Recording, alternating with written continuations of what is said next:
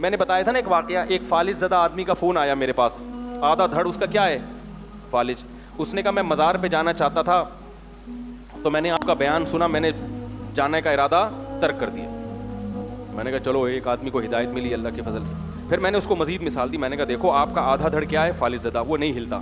جو مزار میں بزرگ ہیں انتہائی قابل احترام, مگر ان کے دونوں دھڑ بولو بھائی نہیں ہلتے. جس کے دونوں دھڑ نہ ہل رہے ہوں وہ آپ کا آدھا دھڑ کہاں سے صحیح کرے گا بھائی. تو یہ قرآن کا اسٹائل ہے دلائل دینے کا. آپ اس میں کہہ سکتے ہو بزرگوں کی توہین ہے, توہین نہیں ہے, یہ تو ان کا عاجز ہونا بیان کیا جا رہا ہے. یہ عاجز ہونا تو اللہ نے پیغمبروں کا بھی بیان کیا ہے. عیسائی حضرت عیسیٰ کو اللہ کا رب مانتے ہیں نا, اپنا رب مانتے ہیں نا. اللہ نے کہا عیسیٰ ابن مریم کھانا کھاتے تھے, جو روٹی اور کھانے کا محتاج ہے وہ خدا کہاں سے ہو سکتا ہے. تو کیا یہ عیسیٰ علیہ السلام کی توہین کر دی اللہ نے؟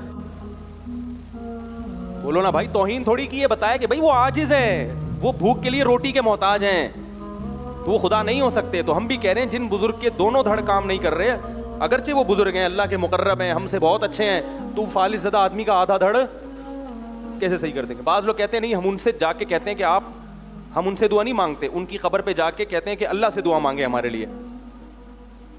کس سے دعا مانگے؟ اللہ سے. تو سوال پیدا ہوتا ہے کہ کیا اسلاف میں یہ طریقہ تھا؟ نمبر ایک, کیا یہ بات درست ہے کہ آپ قبر میں جا کے جب ان سے کہیں گے کہ اللہ سے دعا مانگے, تو اس کی کیا دلیل ہے کہ وہ آپ کی یہ پکار سنیں گے؟ قرآن تو کہہ رہا ہے انک لا تسمع الموتى, تم مردوں کو سنا نہیں سکتے. اب یہ مردوں والا مسئلہ آ جائے گا, اس پہ کلپ بازی شروع میرے خلاف.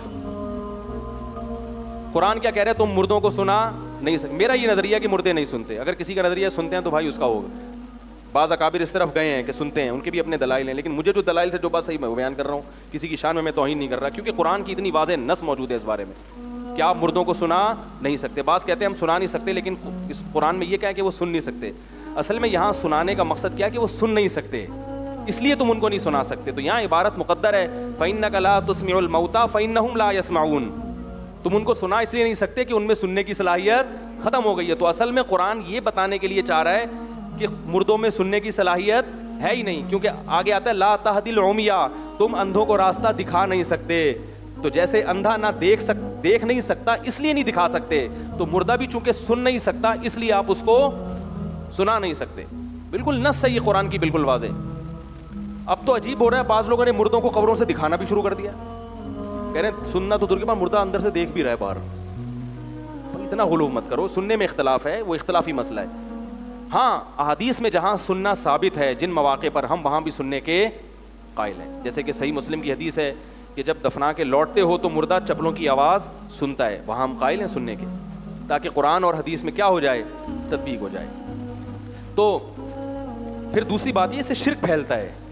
اور چلو فرض کیا وہ سنتے بھی ہیں, تو کیا زندہ دنیا میں کم پڑ گئے ہیں جو آپ مردوں کے پاس جا رہے ہو ہیں بھائی؟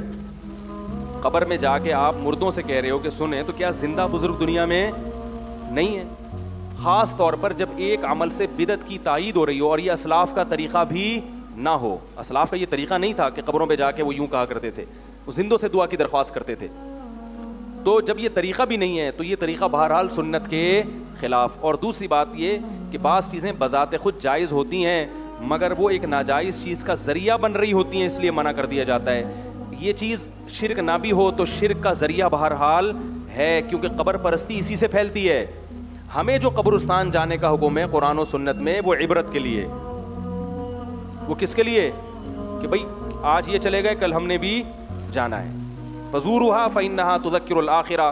آپ صلی اللہ علیہ وسلم نے فرمایا قبر کی زیارت کرو, اس لیے کہ وہ آخرت کو یاد دلاتی ہیں. اس لیے بھائی ان چکروں میں نہیں پڑنا چاہیے, بزرگوں کا احترام کریں, ان کے لیے دعائیں کریں.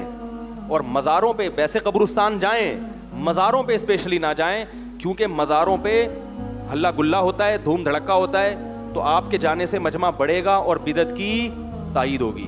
آپ صلی اللہ علیہ وسلم نے فرمایا میرے دنیا سے جانے کے بعد میری قبر کو عیدگاہ مت بنانا. میلے ٹھیلے ہوتے ہیں نا, تو جیسے نبی کی قبر کی حفاظت ضروری ہے کہ عیدگاہ نہ بنایا جائے, ایسے ہی بزرگوں کی قبر کی حفاظت بھی ضروری ہے کہ ان کو عیدگاہ نہ بنائے. کسی نے زیارت کرنی ہے بس جائے, بزرگ کے لیے دعا مانگے اور پتلی گلی سے نکل لے وہاں سے بس. جیسے ہم نبی کی قبر پہ جاتے ہیں, آپ صلی اللہ علیہ وسلم پر صلاۃ والسلام پڑھا, اور نہیں بھی پتلی گلی سے نکلتے تو ہمیں پتلی گلی سے شرطا نکال دیتا ہے. اگر وہاں شرطے نہ ہوتے تو وہ جگہ بھی عیدگاہ بن جاتی. ایک میلے ٹھیلے لگے ہوتے, ایک پروگرام چل رہے ہوتے باقاعدہ, جیسے ہمارے ڈاکٹر صاحب کے پروگرام چلتے ہیں 15ویں شعبان کو. تو یہ والے پروگرام قبرستان میں اس کی اجازت بولو بھائی نہیں ہے, کیونکہ قبرستان جو ہے نا وہ آخرت یاد دلانے کے لیے, وہ میلے ٹھیلوں کی جگہ نہیں ہے.